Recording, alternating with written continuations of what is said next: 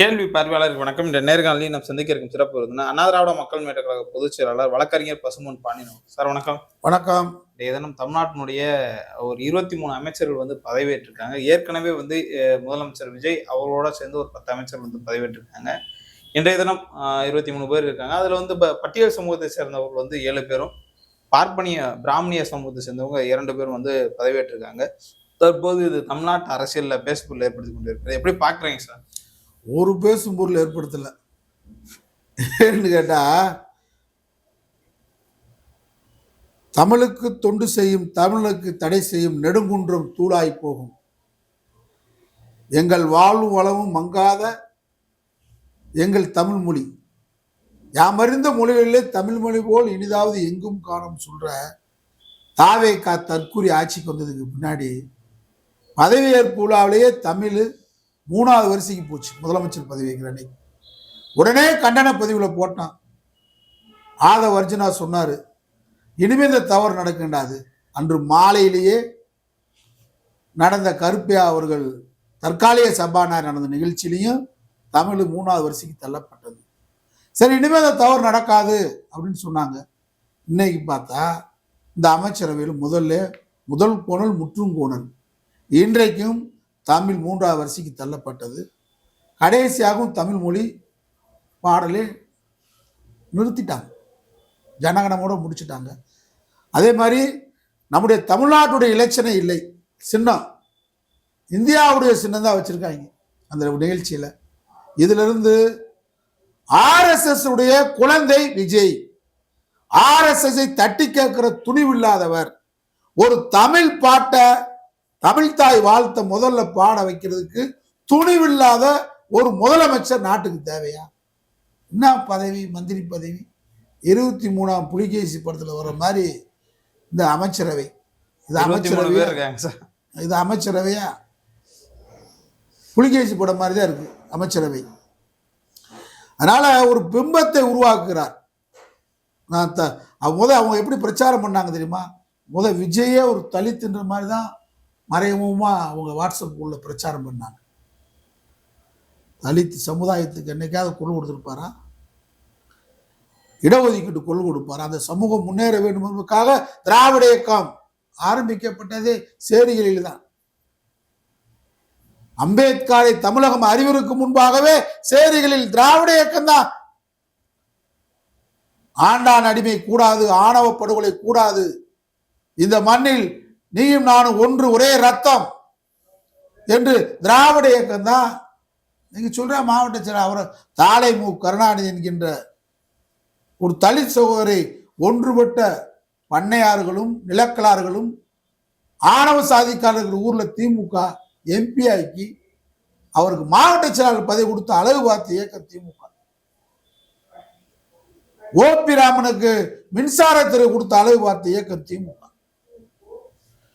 அதனால திராவிட இயக்கம் செய்யாத சாதனை ஒன்றும் கிளிக்க வேணாம், அப்படி உருவாக்குறாங்க. 3 பார்ப்பனர்களுக்கு இடம் கொடுத்துருக்காங்க அமைச்சரவையில்.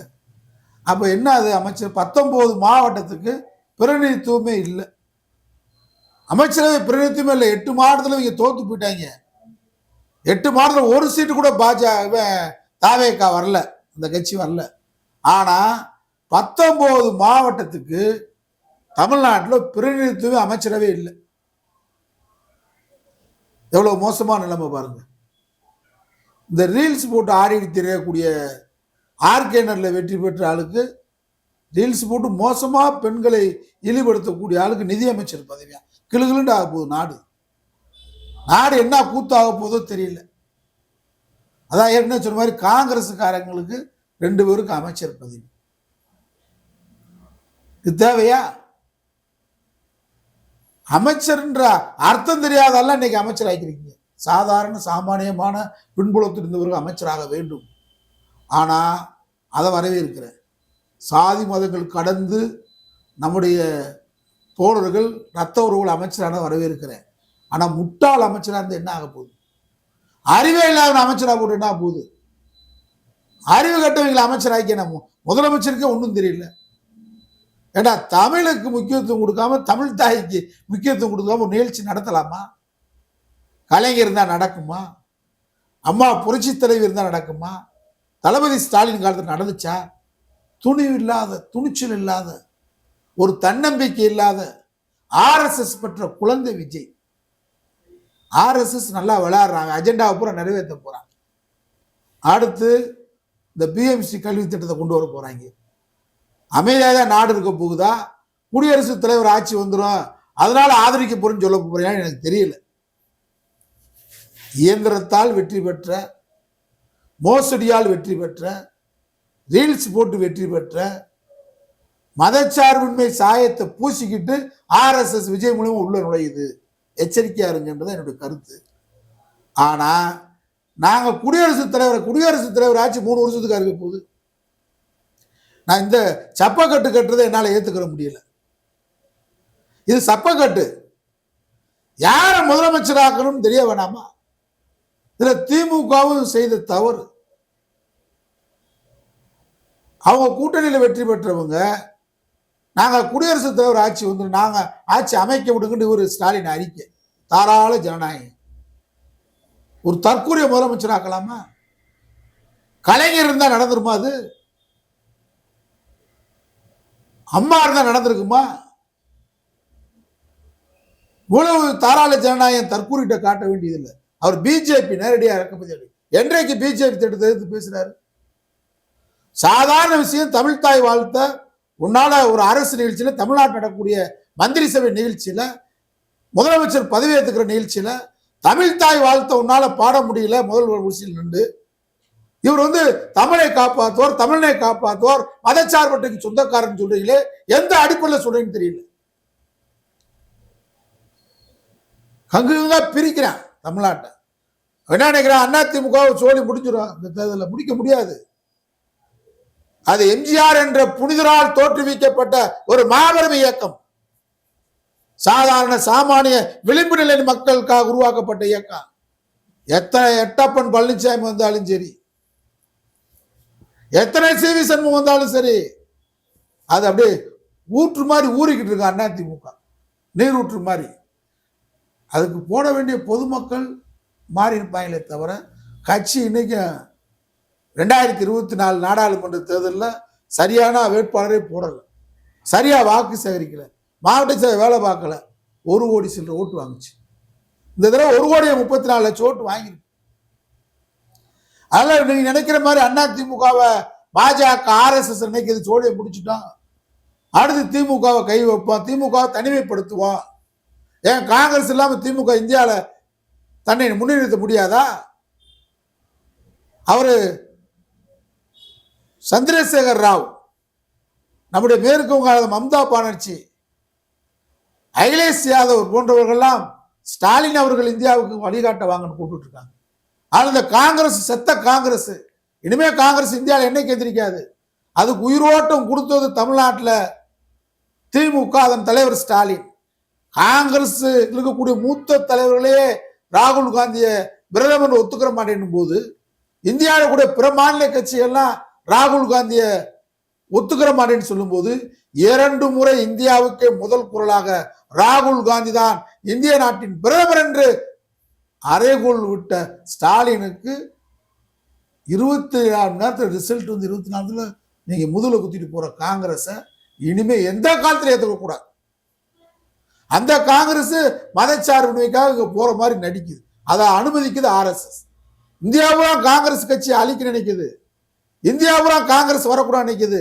ஆனா கேரளால பேருக்கு காங்கிரஸ் வரட்டும், EVM தப்பு பண்ணல. இங்கேயும் திமுக விட்டு போட்டும், காங்கிரஸ் திமுக விட்டு விசிகா போட்டோம், திமுக விட்டு இந்திய முஸ்லீம் லீக் போட்டோம், இடதுசாரிகள் போட்டோம். இது தவறான அணுகுமுறை. இன்னைக்கு இவங்க போறதை பத்தி அது அவங்க கட்சி நிலைப்பாடு. நீங்க திமுக கூட்டணியில் தொடருவோம், ஆனா ஆதரவுங்கன்னு சொல்றது இந்த அரசு என்ன இந்த 15 நாள் செஞ்சுக்கிட்டு இருக்கு? என்ன மக்கள் நல திட்டங்களை தீட்டிக்கிட்டு இருக்கு? எந்த திட்டத்தையும் நிறைவேற்ற முடியல. ராயல் என்ஃபீல்டு மோட்டார் தொழில் அது போயிடுச்சு நம்ம விட்டு. முதல் முறையாக தமிழ்நாட்டை விட்டு வெளியேறுது. வெளியேறாத தொழிற்சாலைகள்லாம் வெளியேறுது. இவர் என்ன சாதிச்சிருவார். அதனால இந்த அமைச்சரவை திறமையற்ற, திறனற்ற 23ஆம் புலிகேசி அமைச்சரவை தான் விஜய் தலைமையில் அமைஞ்சிருக்கு. இந்த அமைச்சரவைக்கு முட்டு கொடுக்க வேண்டிய அவசியம் இல்லை. அதுக்கு மதச்சார்பின்மை என்ற போர்வையை நம்ம போர்த்த வேண்டிய தேவையும் இல்லை. ஒரு திறனற்ற அரசு, பிஜேபி பெற்ற குழந்தை, RSS பெற்ற குழந்தை, விஜய்க்கு மதச்சார்பற்ற இந்த அணிகள். அவருக்கு தார்மீக ஒரு உண்மை இருந்தா மதச்சார்பற்ற அணியில திமுக தலைவர் ஸ்டாலினை முதலமைச்சர் ஆக்குறோன்னு சொல்லி வாக்கு கேட்டு வெற்றி பெற்ற அந்த ஆதரவை அவர் பெறலாமா விஜய்? மானசீகமான ஆதரவு உனக்கு தேவையா? அது மாதிரி அதிமுக 22 வரையும் நம்பிக்கை துரோகம் பண்ணி மந்திரி பதவி தரேன் அவில நாட்டில் கழுத்தறுத்தாச்சு, முடிஞ்சு போச்சு. ஆனால் தமிழ்நாட்டில் இவ்வளவு ஒரு கேவலமான கீழ்த்தரமான ஒரு அரசியல் அரங்கேறுவதற்கு RSS வழிவகுத்திருக்கு. அதற்கு விவரமுள்ள, தியாகமுள்ள, இடதுசாரி முற்போக்கு சிந்தனையாளர் கட்சியெல்லாம் இந்த விஜயை போய் தவி விழுந்து ஆதரிக்கிறது நாளைக்கு வரலாற்றில் கருப்பு அத்தியாயமாக முடியும். ஓகே சார், நன்றி. நன்றி.